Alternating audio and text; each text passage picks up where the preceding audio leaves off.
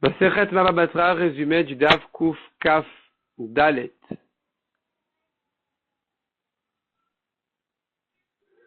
La Gemara nous ramène ici une grande marloquette entre Rabbi et les Chachamim. Concernant le fils aîné. Un fils aîné, dit la Torah, prend double part dans l'héritage. La question se pose si maintenant les biens ont été améliorés après la mort du père, est-ce que le fils aîné prendra là-dessus double part aussi ou pas? Selon Rabbi, oui. Selon Chachamim, non.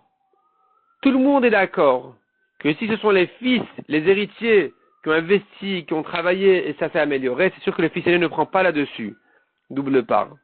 Tout le monde sera d'accord aussi que si c'est un arbre qui a épaissi ou bien un champ au bord de l'eau qui a grandi sur le compte de l'eau parce qu'il y a du sable qui est arrivé, qui s'ajoutait que le champ il a grandi, tout le monde sera d'accord, au bord de la mer par exemple ou d'un fleuve ou quoi, tout le monde sera d'accord que là-dessus il prend 8 double part.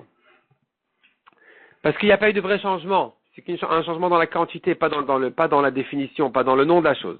Leur marloquette n'est que dans un cas où il y a eu un vrai changement, comme par exemple c'était de l'herbe qui sont devenues des épis de blé. Ou bien c'était des fleurs qui sont devenues des dattes. Des fleurs dans le palmier qui sont devenues des dattes. Sur ça se rapporte la marloquette de Rabbi et les Chachamim. La Gemara nous donne aussi la raison de Rabbi et les Chachamim dans les Psukim, quel est le drachat de chacun, sachant que la Torah a comparé les deux parts d'héritage du fils aîné, la part simple et la part d'aînesse. Donc ça viendrait nous apprendre que, peut-être dit Rabbi, ça vient apprendre qu'en fait, justement, il peut prendre double part même de ce qui va venir après sa mort, de même qu'il prend la part simple après la mort, eh bien, il prendra aussi la part d'aînesse de ce qui arrive après la mort, ce qui s'améliore après la mort. Chachamim disent non, c'est pas ce que vient apprendre autre chose. Les deux parts, il les prend sur le même endroit. On ne pourra pas donner au fils aîné, prends ta part d'aînesse à l'est et ta part simple à l'ouest. Il aura le droit de dire, de les réclamer les deux au même endroit. La Gemara amène encore d'autres drachot autour de cette marloquette. Puis ensuite, la Gemara commence à, en fait, traiter le problème de la halakha lema, c'est comment on va trancher, comme Rabbi ou comme Chachamim. Alors, il y a ceux qui disent, quoi qu'il fasse, c'est bien. On ne sait pas si la halakha est comme Rabbi ou comme les Chachamim. C'est-à-dire, en principe, la halakha est comme Rabbi, mais quand il va contre des Chachamim au pluriel, donc des nombreux Chachamim, est-ce que ici aussi la halakha est comme Rabbi ou pas? C'est ça la question. Et donc, il y a ceux qui disent que la halakha, ici, elle n'est pas vraiment tranchée. Quoi que le juge fasse, c'est valable. D'autres qui disent, on n'a pas le droit de faire comme Rabbi ici parce que la halakha est comme Chachamim. D'autres qui disent, la halakha est oui comme Rabbi. Ou ceux qui disent, a priori, on ne fait pas comme Rabbi, mais Bedi Avad, il a fait comme Rabbi, ça va. Donc, en fait, quasiment toutes les options sont citées dans la Gemara. La Gemara ensuite nous ramène encore des braïtot qui font des drachot sur les psukim. La Torah dit ce qui se trouve chez lui, chez le mort, le fils aîné prend double part, ça vient exclure ce qui ne se trouve pas chez lui. Est-ce que ça ne vient qu'exclure ce que les fils ont investi et travaillé, mais pas ce qui s'est amélioré de soi, comme Rabbi, ou bien selon une autre version, une autre braïta, ça vient exclure tous les cas.